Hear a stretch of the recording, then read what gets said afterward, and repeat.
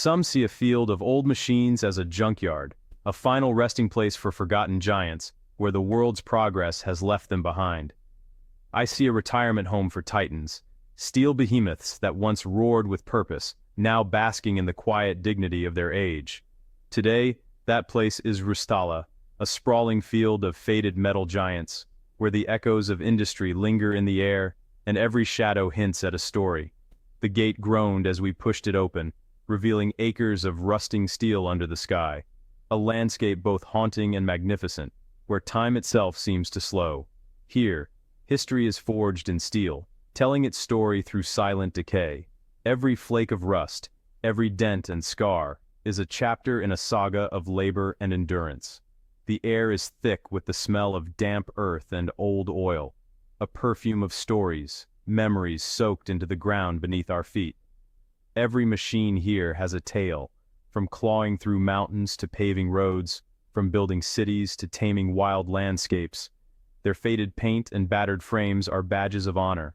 Now, they rest, their engines silent, their days of work long over. Nature slowly reclaims them, but their legacy lingers in the silence. My guide, Earl, knows every resident by name and the legendary jobs they tackled. To him, each machine is a living memory, a friend with a story worth telling.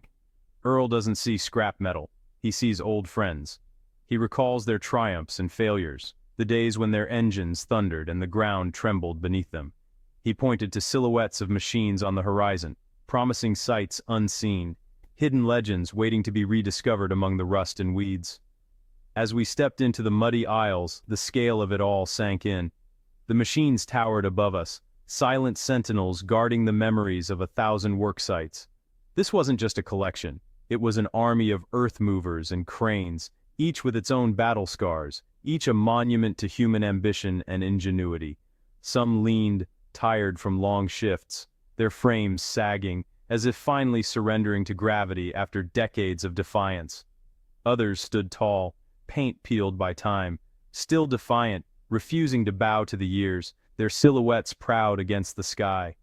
It was a beautiful, chaotic landscape, a tapestry of metal and memory, where order and disorder danced together in the golden light.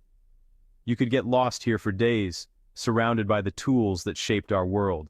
Each path between the machines is a journey through time, a walk through the bones of progress. The adventure was just beginning. With every step, the past whispered, inviting us deeper into its embrace. And what a glorious way to get lost that would be, wandering among giants in the heart of Rostala, where history sleeps in steel and dreams in rust. The first thing you notice here is the quiet. A heavy silence filled with echoes of roaring engines. It's a silence that feels almost sacred, as if the ground itself remembers the thunderous days when these machines were alive, shaping the earth with relentless force. Every gust of wind through a hollowed cab sounds like a long sigh, a gentle exhale from a giant now at rest. The wind stirs up dust and memories, swirling through empty operator seats and tangled levers, whispering stories of days gone by. It's the sound of power at rest, a peaceful yet sad reminder of glory days past. These machines once roared with life, their engines shaking the ground, but now they sit quietly, monuments to a different era. Your eyes feast on new shapes and textures, smooth steel beside jagged teeth. The contrast tells a story of hard labor, of metal biting into rock and soil, of years spent in service to progress. Moss grows in crevices, nature reclaiming what man made.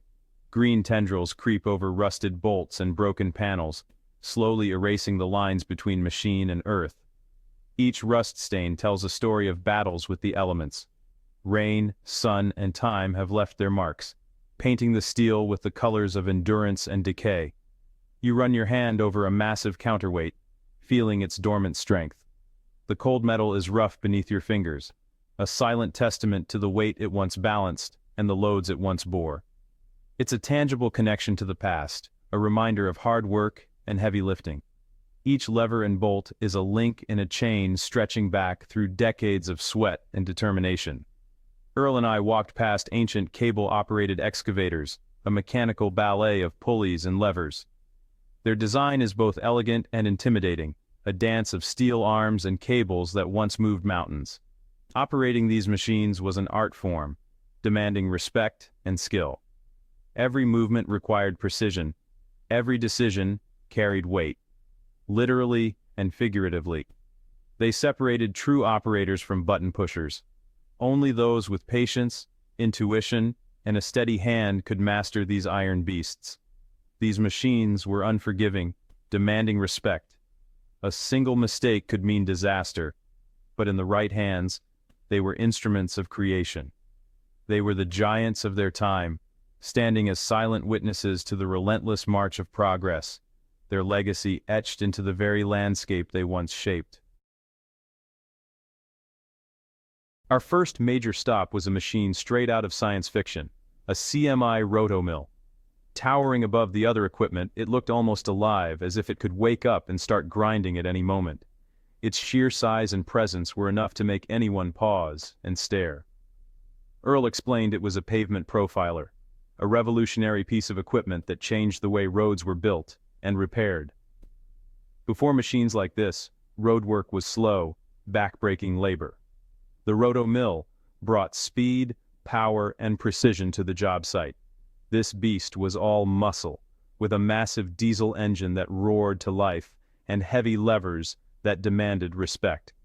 Every part of it was built for strength and endurance, designed to tackle the toughest jobs without hesitation. You didn't just drive it, you wrestled with it. Operating the rotomill was a test of skill and grit, requiring both brains and brawn. The operator had to be in tune with the machine, feeling every vibration and responding to every challenge the road threw at them. Earl pointed to its conveyor belts, explaining how they allowed for continuous operation. As the machine chewed through the old pavement, the belts carried the debris away, keeping the process moving smoothly and efficiently. It chewed up old roads, spitting them into dump trucks with relentless energy. The sound of asphalt being torn apart was deafening, but it was the sound of progress, of old giving way to new. This machine was a game changer, speeding up road repairs and making it possible to rebuild highways in a fraction of the time. Crews could cover miles in days instead of weeks, thanks to the rotomill's relentless pace. We admired its brutal simplicity, the worn teeth a testament to its work. Each tooth told a story of battles fought against concrete and asphalt, of countless miles transformed beneath its drum. It was retired now, but its purpose was clear: destruction and renewal. Even in stillness, it seemed to radiate the energy of its working days, a monument to the cycle of breaking down and building up. A monster with a noble cause, it tore down the old to make way for the new. Its work was messy, loud, and essential, paving the way for smoother journeys ahead. It was a beautiful, ugly, wonderful piece of engineering. There's a certain poetry in its rugged lines and battered frame, a story of innovation and hard work etched into every bolt and panel. A testament to innovation in heavy machinery, the rotomill stands as a symbol of progress in the world of construction. Machines like this pushed the boundaries of what was possible, forever changing the landscape of road work. It was a machine built for one thing: transformation. With every pass, it erased the past and prepared the ground for the future, leaving behind a blank canvas for new beginnings. Its legacy lives on in the roads we travel every day.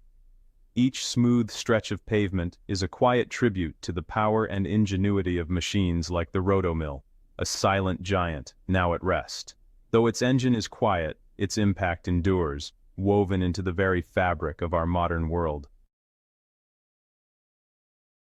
Deeper in, we found an ancient Euclid S7 scraper, a nimble machine from a bygone era. Its design was striking, with the engine and operator perched high. Earl chuckled, explaining its push-pull technique for moving dirt. It was a dance of brute force, requiring skill and coordination. These scrapers were workhorses of the 50s and 60s, shaping suburbs and highways. The operator had to feel the dirt, knowing when the bowl was full. Now, it seemed quaint, a relic from a different era. Its tires were cracked, the bowl rusted, a nest in the engine. It was a partner, not just equipment, shaping the landscape one scoop at a time. It earned its quiet retirement among forgotten heroes. Earl showed me a bizarre trenching machine, the Barber Green Model 44C. Known as the Ditch Witch, it was a king of trench digging. Unlike modern excavators, it worked like a giant chainsaw for dirt. It cut straight, dimensioned trenches efficiently, a task that took men weeks. Its single-minded purpose made it effective, digging trenches for miles. Now its chain was rusted, buckets filled with dirt and weeds. Its legacy lies underground, in the pipes and cables it helped lay. A silent hero, now at rest. In a yard corner, a three-wheeled sheep's foot roller sat, looking circus-like. Earl explained its job, compacting soil with peg-like feet. It was self-propelled, a big deal back then. The roller compacted soil, creating stable foundations. Next to it, a water wagon, a converted earth mover, sprayed moisture. Together, they prepared the ground for construction. Their dance was slow, repetitive, but essential. Now, the roller's feet were sunk, the water wagon's tank empty. They stand as monuments to the science of earth moving, a testament to the methodical process of building foundations. Their work was unseen but crucial. They were partners in creating stability. Now, they rest, their job complete. A reminder of the unseen science of construction. We saw the biggest machine in the graveyard, a Marion 111M shovel. Its boom towered, a skeletal arm reaching skyward. Built for open pit mines, it devoured mountains. Earl said it worked in a limestone quarry, scooping tons of rock. It was all electric, powered by a high-voltage cable. Operating it was like playing a mechanical pipe organ. Now it stands as a monument to human ambition, a king dethroned by time and technology, a silent giant, its work done. Every cab was once an office for a professional. I climbed into an old bulldozer, a classic from the 60s. The view was commanding, the controls a testament to a demanding time. It was a full-body workout, operating this machine. I imagined the roar of the engine, the shuddering as it bit into the earth. It was not a comfortable job, but satisfying. Operators shaped the world with their hands, amplified by horsepower. They were craftsmen, reading the land and knowing their machine's limits. Their mark was left in smooth roads and level foundations. These machines tell the stories of the people who ran them. Unsung heroes of construction, they left their mark. Their stories are in the land they shaped. They were more than operators, they were artists. Their legacy lives on in the world they built. As the sun set, I looked back at the field of steel giants. This place is a museum, a library of mechanical evolution. Each machine tells a story of progress and ambition. They are artifacts of ingenuity, rusting peacefully under the sky. They remind us our world is built with steel, diesel, and sweat. These machines are monuments to hard work and grit. They are the sleeping giants on whose shoulders our world was built. Spending a day among them is a humbling reminder. They are more than scrap metal. They are history. A powerful, magnificent testament to human achievement.